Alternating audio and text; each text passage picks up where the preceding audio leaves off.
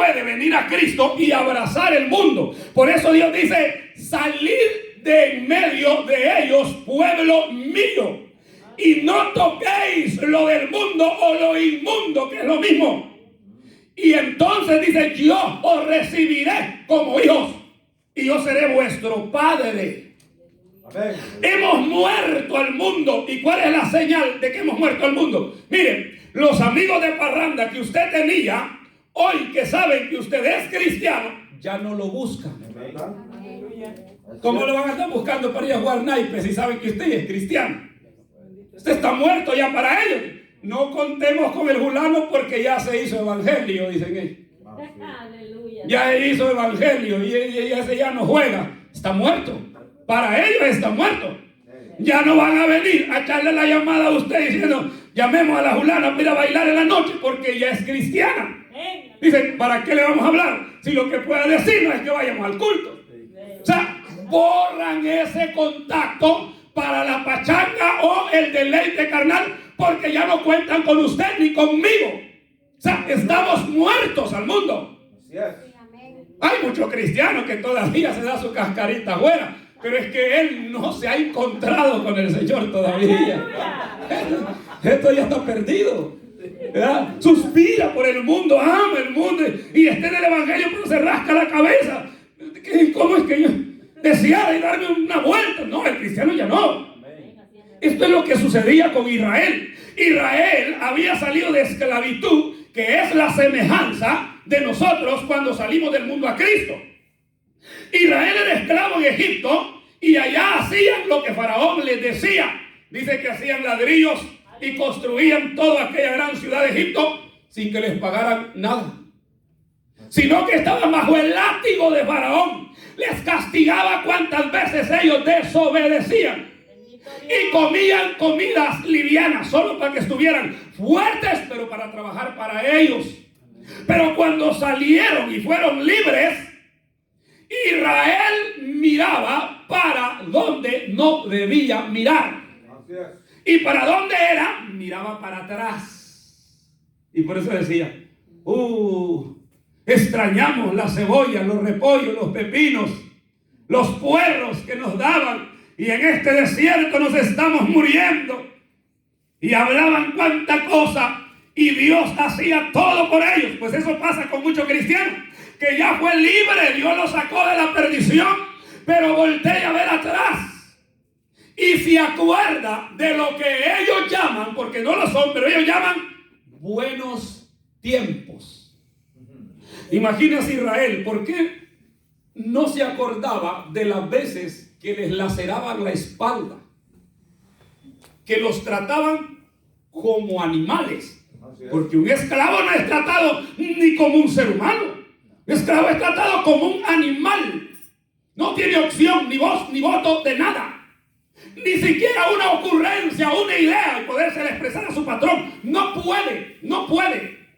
Pero aún así Israel no se acordaba de los grandes maltratos, sino de la comidita que les daba. Pues así muchos cristianos de hoy no se acuerdan de las grandes arruinadas que el diablo le metía cuando lo dejaba hasta con las bolsas de afuera el día lunes, que no tenía ni para un lonche, sino que pasaba la terrible vergüenza de prestar para comer lonche el día lunes, o ir a comprarse una sopa Maruchan, que era para lo único que le alcanzaba. Pero no se acuerda de eso. Lo que se acuerda de qué es: de los que llama él buenos tiempos, que andaba aquí, que me divertía allá. Pero no puede, porque el diablo es así. El diablo te tienta y él se esconde para que no lo veas. Porque si lo ves con los dientes pelados, si es que así va, y con la cola parada, si es que tiene, que no creemos que tenga, no, hombre, vamos a salir huyendo. Que lo veamos ahí con una gran colima desenvainada queriendo volarnos el cuello. Entonces, ¿cómo vamos a nosotros a hacerle caso? Le vamos a huir. Pero él llega, toca, ofrece, te acuerda de aquello donde salimos, y luego él se esconde para que no lo veamos a él. Entonces, de esta manera, hermanos amados, es lo que sucede cuando el diablo viene a nuestras vidas. Quiere seducirnos para que volteemos a ver atrás. Entonces, el nacer de nuevo está ahí. en perder la vida por causa de Cristo, y como la semilla que es sembrada que muere para nacer y llevar fruto. Ahora, hay otras cosas más que suceden al nacer de nuevo, como por ejemplo el cuadro de la resurrección de Lázaro. Es uno de los cuadros mejores para entender lo que sucedió cuando Cristo vino a nosotros y nos resucitó. Porque esto es lo que hizo el Señor. Efesios dice que estábamos muertos en delitos y en pecados, pero Él nos resucitó, nos dio vida nueva. Entonces, la resurrección de Lázaro no es una simple resurrección de un muerto, no, es algo que va más allá. Porque es un cuerpo resucitado, pero podrido. Estaba en estado de descomposición. Y nuestra resurrección tampoco fue de un cuerpo fresco espiritualmente. No. Dice la Biblia que estábamos podridos. Y éramos una llaga, una hinchazón, desde la planta del pie hasta la coronilla de la cabeza. Y no había en nosotros cosa sana alguna. Entonces, cuando Dios resucitó, Jesús resucitó a Lázaro, lo primero que Él hizo es transformar aquel cuerpo podrido a un cuerpo fresco, y luego lo resucitó, mandando aliento de vida a Él nuevamente. Pues es lo que sucedió en nosotros. No nos resucitó en un estado podrido, no. Nos volvió al estado original y luego sopló en nosotros la vida, y vida en abundancia que ahora tenemos. Y de aquí nace el otro punto que sucede en nosotros. ¿Cuál es? El recuperar la verdadera imagen y semejanza de Dios. Ok, la gente sin Dios muchas veces está confundida. Pues no criticamos eso. El problema es que mucho cristiano está confundido. ¿En qué sentido? Hay cristianos que dicen, cuando alguien viene a él y le dice, bueno, todos somos imagen. No lo es, no es verdad. No todo mundo es imagen y semejanza de Dios, no. El hombre fue creado a imagen y semejanza de Dios, pero en su estado original. ¿Y cuál era el estado original? Pues el hombre era perfecto, era puro, era santo. Era tan santo Adán y Eva que estaban desnudos y no se daban cuenta. Amén. Aleluya. ¿Se imagina usted hasta dónde llegaba esa santidad? Es como que dos pájaros se vean, la pajarita y el pajarito, y se vean, y ellos no están riéndose el uno del otro, no. Ellos todo es normal. Pues el hombre era tan puro, tan santo, que estaban desnudos y ellos como que nada. Pero es que era verdad. No vayan a decir ustedes era. No, es que así era. La santidad, la perfección de Adán y Eva eran así. Aleluya. Y es por eso que Dios hablaba con ellos cara a cara. Pero cuando el hombre pecó, Adán, dice la Biblia que murió. Pero ¿cómo que murió y siguió vivo? Murió esa parte en él. Murió la imagen. Murió la semejanza de Cristo. Aleluya. Ya no era igual a Dios. Porque creer que siguió siendo igual a Dios, entonces deberíamos de creer que el catolicismo tiene razón, que hace una imagen de hombre con pelo largo, medio ondulado, de unos 30, 35 años, y dicen que ese es Jesús. No lo es. ¿Por qué? Porque nadie ha visto a Dios jamás. Dios es espíritu. Nadie le ha tomado una foto con una cámara para mortalizar el momento. No lo hay. Ni aún Moisés, que habló con Dios, conoció a Dios antes de morir cara a cara. ¿Por qué? Porque nadie puede ver el rostro de Dios en humanidad y permanecer vivo. Entonces no lo es así. El argumento de la gente y algún cristiano que cree que todo el mundo somos imagen de Dios es falso, es mentira. El hombre, cuando vive en pecado de muerte, el hombre no es semejante a Dios. ¿Y entonces qué es? ¿Un animal? Tampoco. No. es creación de Dios. Pero si el hombre quiere volver al estado original que Dios le dio al hombre, tiene que ponerse a cuentas con Dios primero. Aleluya. ¿Ha leído usted cuando dice que por un pecado o por un hombre entró el pecado al mundo? Pues sí, fue por Adán. Y dice que por ese pecado de Adán que entró al mundo, todos murieron en Adán. Todos. Pero por un hombre vino la vida, y este es Cristo. Cuando murió en la cruz del Calvario, ¿para qué? Para restablecer la imagen que el hombre había perdido en el huerto del Edén. Jesucristo vino, hermano, a restablecer lo que el diablo destruyó. Pero para que esto sea restablecido, hay que venir a Él. Aleluya. Si no, no hay manera. Nadie puede llevar a la imagen y semejanza de Dios por su cuenta, por rito. No, tiene que venir a Él. Por eso dice Cristo que su plan siempre ha sido venir y reconciliar a Dios con los hombres. Él es nuestro tutor, nuestro todo, que nos lleva a Cristo, nuestro mediador. El hombre sin Dios está muerto. Vive carnalmente, pero en cuanto a Dios está muerto. ¿Por qué? Porque un hombre que no ha conocido a Dios no piensa en alabar a Dios. No piensa en cantarle a Dios, piensa en cantarle a la yegua, a la mujer, al caballo. Y hace canciones para los animales y para otros seres humanos. Es cierto. O que va a decir, bueno, me voy a gastar unas 2 horas, voy a orar. Peor, el hombre sin Dios no va a pensar en eso porque está muerto. Es verdad. Amén. Y a veces decimos nosotros, bueno hermano, y nosotros que somos cristianos, y si no nos dan ganas de adorar a Dios, habría que buscarle nombre a eso. ¿Por qué? Porque chocaríamos con 2 verdades. Una, que los muertos no alaban, que representa a los del mundo. Y otra, que los vivos dan gloria porque están vivos. Y no existe término medio.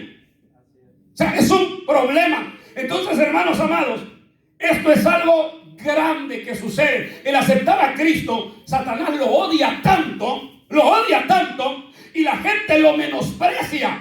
Porque cuando alguien se hace evangélico, lo ven de medio lado y dicen, este ya se volvió loco, este pobre ya arruinó su vida. Pero ¿por qué tanta negatividad? ¿Por qué tanto hombre negativo? ¿Por qué el diablo lanza tanto oprobio ante aquel que viene y acepta a Cristo? Porque el diablo sabe lo que sucede. El diablo sabe que el hombre pasa de muerte a vida, pasa de parecerse a Satanás a venir a recuperar el parecido con Cristo. ¿Por qué? Porque ahora piensa como Cristo, siente como Cristo, ama a Cristo, ama lo que Cristo ama y aborrece lo que Cristo aborrece. O sea, ¿me entiende, hermano? Mire, por ejemplo, nosotros tenemos hijos y aunque nosotros anduviéramos medios mal, nosotros queremos que nuestros hijos se parezcan en nosotros en muchas cosas, y es que no en todas. Hasta quisiéramos que comieran igual y caminaran igual.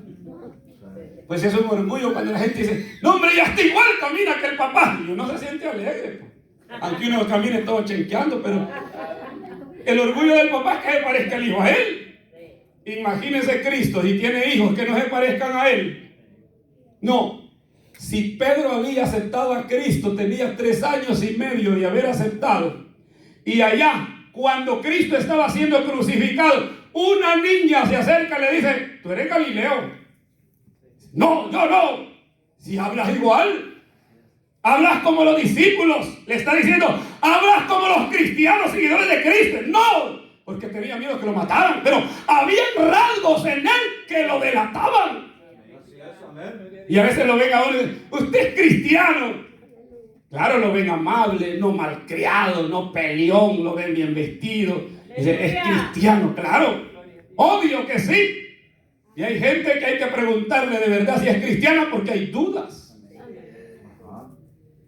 Somos luz en este mundo. Y una luz no entra en duda. ¿Cómo voy a pensar yo ver si eso no es una luz? Eso es claro que es una luz. Porque se define por la lumbrera que tira. Pues el cristiano también. Cristiano por los frutos que da y por la manera de conducir. Nadie duda que es luz, que es cristiano. Entonces, hermanos amados, Dios tiene hijos y al venir a Él nos parecemos a Él. No hablamos en el físico, hablamos en la verdadera intimidad de Dios. Ya los cristianos son ¿qué? Los cristianos son amor, los cristianos tienen fe, los cristianos son misericordiosos, los cristianos son bondadosos, los cristianos son compasivos, los cristianos no tienen envidia, los cristianos son verdaderos, es decir, no hablan mentira, porque el que habla mentira es del diablo y el diablo es mentiroso desde el principio y padre de toda mentira. Así que los mentirosos se parecen a Satanás, por tanto no son hijos de Dios, sino de Satanás. Entonces, al hablar verdad, nos parecemos ¿a quién? A Cristo, porque el diablo odia la verdad. Esa es la imagen que el hombre ha perdido. Aleluya. ¿Cuál es el fruto del Espíritu? Amor, gozo, paz, paciencia, benignidad, bondad, fe, mansedumbre, templanza. Todas estas cosas maravillosas vienen a nosotros. Desde que venimos a Cristo, empiezan a surgir en nosotros. Aleluya. Y ya no nos parecemos a nadie más, sino que estamos ya tomando el parecido con el Señor. Por eso Jesús, hermano, mire, Jesús no hablaba así a vista corta. Jesús vivió lo que vivió, sufrió lo que sufrió, dijo lo que dijo, pero Él dijo, aprended de mí. Jesús dijo, sean igual a mí, que soy manso y humilde de corazón, y entonces tendréis paz en vuestros corazones, o hallaréis paz para vuestras almas, que es lo mismo. Jesucristo se puso ahí. El apóstol Pablo ya dijo diferente, pero le tiró a lo mismo diciendo, aprendan de mí como yo he aprendido de Cristo. Aleluya. O sea, que él no se fijó en sí, dijo, aprendan de mí que soy un campeón en la batalla. No, él dijo, aprendan de mí, pero como yo he aprendido de él. Entonces, al final, el blanco para aprender siempre es el Señor. Amén. No paguéis mal por mal. La lectura que leímos para empezar, hermano. ¿Quieren ver días buenos? Dice Pedro. Todos. ¿Quién no quiere ver días buenos, hermano? Claro, pero no quiere tener días buenos, no quiere tener días malos. Esos días malos donde todo le sale mal. Lo regañaron en el trabajo, le salieron mal las cosas en el trabajo, le pegaron en el carro, lo chocaron y las culpas se las dieron a usted. Pasó un bus a la par de la escuela, le tomó foto 250 de ti, todo le salió mal. Un día malo. Nadie quiere tener días malos, queremos tener días buenos. Y todo eso es materia. Y digamos lo espiritual, que es lo más grande. Queremos ver días buenos, espirituales y aún materialmente. Pero ¿qué dice Pedro? ¿Quieren ver días buenos? Mi respuesta es sí. Pues entonces guarda tu lengua del mal, me dice Dios a mí. No mientas más, no hables engaño. Eso es lo primero que me está diciendo Pedro. No andes de chambroso, mintiendo y armando pleitos. Aleluya. Y como yo ya le dije que quiero ver días buenos, entonces él me está diciendo que haga para verlos. O sea, esto es el evangelio, esto es el nacer de nuevo. Es una cosa maravillosa, hermanos amados. No es algo que nosotros queremos conseguir con el tiempo, es una obra del milagro glorioso de Cristo que implantó en nosotros en el momento que venimos a Él. Amén, hermanos. Amén. Aleluya. Por eso Colosenses 3, 9, 10 dice, despojémonos o despojaos del viejo hombre junto con sus vicios engañosos. Y el 10 dice, y revestidos del nuevo creado según Dios, y que se va renovando conforme al que lo creó hasta alcanzar conocimiento pleno. Aleluya. O sea, vemos claro que dice, despojados del viejo y vámonos renovando, porque el que nos nació nos quiere dar una imagen de perfección. Gloria a Dios. Vamos a entrar a unos versos y quiero que los veamos despacio y los leamos. Y aquí es donde está la batalla. Aquí es donde está la batalla. Vamos a ir a Primera de Juan. Primera de Juan, capítulo número 3, verso 6. Medite en el verso, medite en el texto, saque conclusiones, saque las primero que yo, porque el que esté escuchando va delante del predicador, y eso es así. Él ya sabe dónde se equivocó, porque el que está sentado tiene algo, no sé qué pasa cuando uno está sentado ahí, y uno va adelante, y esto es natural, es obvio. Y si a mí me pasa, ¿cómo no le va a pasar a ustedes? Es obvio que así es. Amén. Amén. Bueno, primera de Juan, capítulo 3, verso 6. Mire qué terrible, hermano, leer esto. Y si usted lo lee sin escudriñar nada más, usted dice, mejor ya no sigo. Y pareciera que contradice. La Biblia no contradice, la Biblia se explica por sí sola. Amén. Esa es la realidad de la Escritura. Algunos dicen, no, pero este verso se contradice con aquel verso. No se contradice, se explica por sí sola. Y oiga lo que dice aquí. Vamos a verlo bien.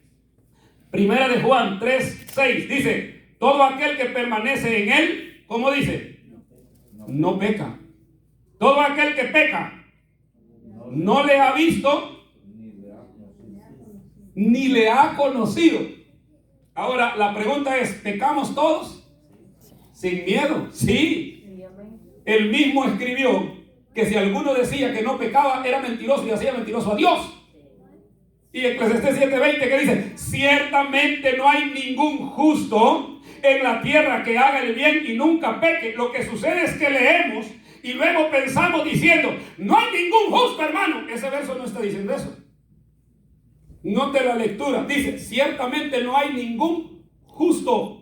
No está diciendo que no hay justos, sino lo que está diciendo es que los justos que hay también pecan. Eso está diciendo ese verso. Dice, ciertamente no hay ningún justo de todos los que hay, que hagan el bien y nunca pequen.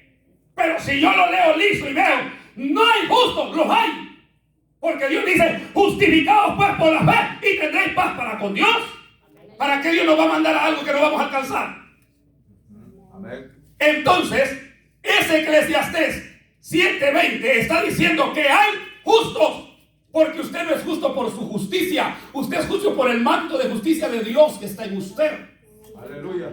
Usted es justo, pero usted peca. No peca. Todo aquel que peca no le ha visto ni le ha conocido. Gloria a Dios. Y si usted solo lo lee y dice, Dios mío, estoy descartado, no te conozco ni te he visto, no te he conocido, sí lo ha conocido. Estos versos en el original, en donde fueron escritos, que fue griego y parte hebreo, y aún se escribió más en griego que en hebreo, y a veces nos explican por qué. Si Jesús era hebreo, pero se escribió más griego que hebreo. Luego vienen las traducciones de todo lo que tenemos ahora, pero oiga bien lo que dice aquí. Este verso en la realidad nos desalienta, no, nos alienta y nos habla una gran verdad. Miren, en estos versos aquí para abajo que vamos a ver, están los justos y están los injustos. Están los hijos de Dios y están los hijos de Satanás. Están los que le conocen y los que no le conocen. Pero todo esto, hermanos amados, en donde dicen que los que permanecemos en él no pecamos y que el que peca no le ha visto ni le ha conocido. Esto, hermanos amados, es aquello de que usted y yo, que le hemos conocido y que permanecemos en él, que estamos en él y somos hijos de él, ya no nos deleitamos en el pecado, y esta es la realidad. Así es, amén. Si usted ve a un cristiano pecar y reírse y gozarse con su pecado, el tal no ha nacido de nuevo. Gloria a Dios. Porque no se puede ser hijo de Dios y gozar el pecado. Se puede ser hijo de Dios y pecar, sí. Pero al hijo de Dios, cuando peca, el pecado le trae dolor y tristeza en el corazón por haber ofendido a Dios. Aleluya. Esa es la gran diferencia. Si usted es un pecador que peca, se ríe, se goza y sigue pecando, no ha nacido de nuevo. Así es. No hay un hijo de Dios que haga el pecado y se goce en él. Es cierto. Todo cristiano cuando peca le duele el alma. Aleluya. Y Pedro había hasta jurado que a Dios ni lo conocía 3 veces. Y él, para que le creyera, dijo, juro que no conozco a ese tal Jesús. Y Dios había dicho: no juréis ni por el cielo, porque es mi trono, ni por la tierra, porque está el estrado de mis pies, ni por nada, ni por nadie. Y él juró para que le creyeran. Pero cuando él pecó y el gallo cantó, Jesús lo vio y dice que le dolió. Amargamente lloró Pedro. ¿Por qué? Porque había pecado. Gloria a Dios, aleluya. Oh, esa es la gran diferencia de un hijo de Dios. Esa es la gran diferencia del que ha nacido de nuevo. Mire, hermano, hay hijos que son duros, pero son hijos. Porque hay gente que comete pecado y hace huelga, no quiere reconocerlo. Y algunos que pagan hasta un año, pero como es hijo de Dios, terminará reconociéndolo. Así es. Si no es a buena, va a ser a un riendazo que le va a dar el Señor. Ajá. Va a terminar diciendo: sí, Señor, estaba equivocado, perdóname. Pero tal vez ya lo ha devanado el diablo, porque a veces Dios lo entrega a Satanás para que lo devane. Pero le dice: no le vas a tocar el alma, que es mía, pero dale una su revolcada como garrapata en polvo caliente, hasta que entienda que yo lo amo y que él se ha equivocado y que tiene que cambiar y pedir perdón.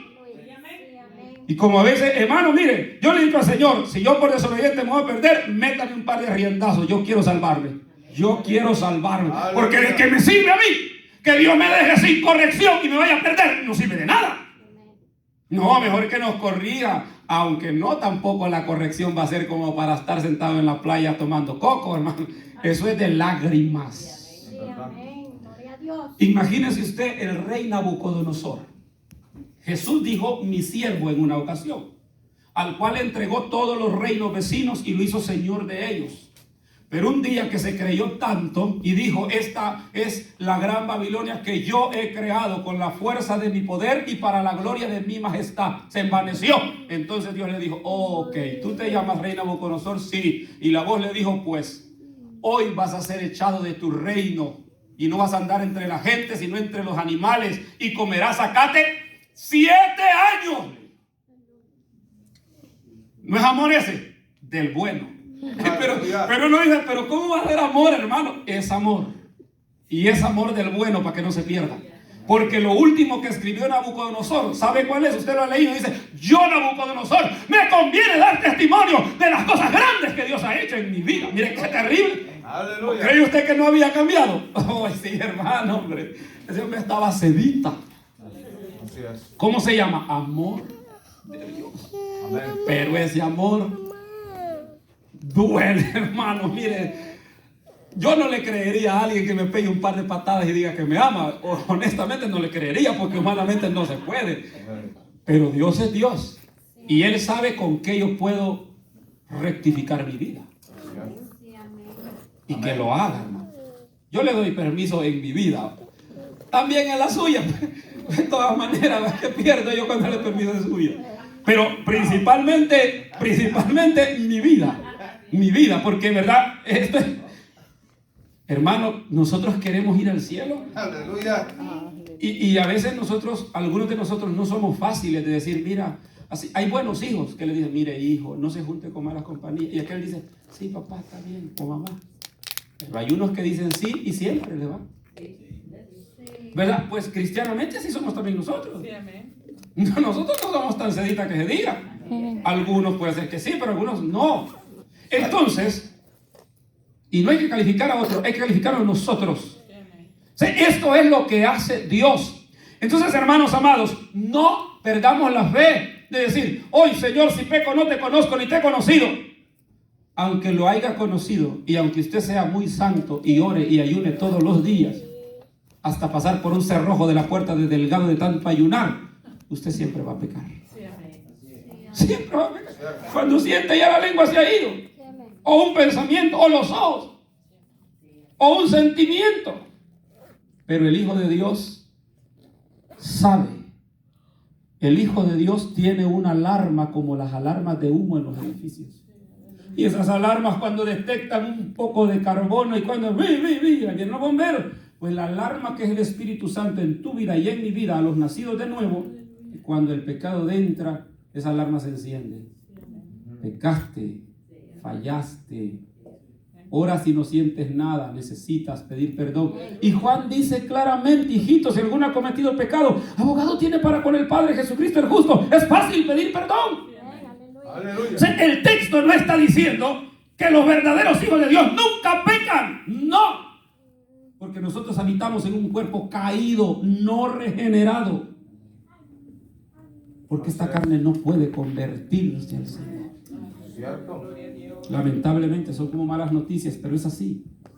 Es por ella que pecamos. Y por eso la Biblia recalca diciendo que hay una lucha entre el espíritu y la carne, y que ambos se oponen entre sí para no hacer lo que queremos hacer. Hay gente que quiere aceptar a Cristo, pero hay algo que se lo impide: la carne. La carne le empieza a sacar una lista. Ya no vas a hacer esto, ya no vas a hacer aquello, ya no vas a ir allá, ya no vas a aquel otro. Nada. La carne ahí está apoyando hasta que dice: no, pues todavía no, voy a pensarlo bien. La carne gana. Sí, ¿Cierto? el Aleluya. espíritu clama por dentro: te vas a condenar, escapa por tu vida, como el ángel le dijo a Lot. Pero la carne, como es polvo y se va a morir, ¿y qué le importa a ella? No le importa. Pues en eso hay que pensar. Aleluya. Amén. Sigue diciendo el verso número 7, hijitos, dice: nadie os engañe. Mire qué terrible, hermano. El que hace justicia es justo como Él es justo. Mire ese texto, quiere decir tanto. Él dice: hijitos, miren, nadie les dé mentiras, ni aún ustedes mismos no se vayan a engañar, porque hay cristiano que se engaña a sí mismo. ¿Cuál es el cristiano que se engaña a sí mismo? El cristiano que se engaña a sí mismo es el cristiano que siempre cree estar bien, que nunca tiene la culpa, que siempre el culpable es el otro, siempre él es mejor que todos. No, es justo el que practica justicia, no el que dice que es justo. Aleluya. Aleluya. ¿Y cuál es lo más justo? Uy, hermano, si ser justo es una lista como de aquí a allá, de donde yo vengo. Lo primero que es justo es reconocer que Dios es nuestro Dios y que nos debemos a Él. Eso es lo más justo. Así es. De que lo que tenemos es de Él, que vivimos porque Él nos ha dado la vida. Eso es lo más justo. Y otra cosa que es más justo: obedecerle. Aleluya. A Dios es justo obedecerle. No se le puede cuestionar diciendo: mire, Señor, pero que usted me pide tantas cosas. No, justo sería decir lo que usted diga. Y por eso el Señor dijo: si alguno quiere venir en pos de mí, si alguno quiere hacerse cristiano, niéguese a sí mismo primero, pierda y entregue sus derechos y démelos a mí. Aquel cristiano que viene y tiene sus derechos en el otro banco diciendo: no, aquí nadie se meta, no es nada, no es cristiano.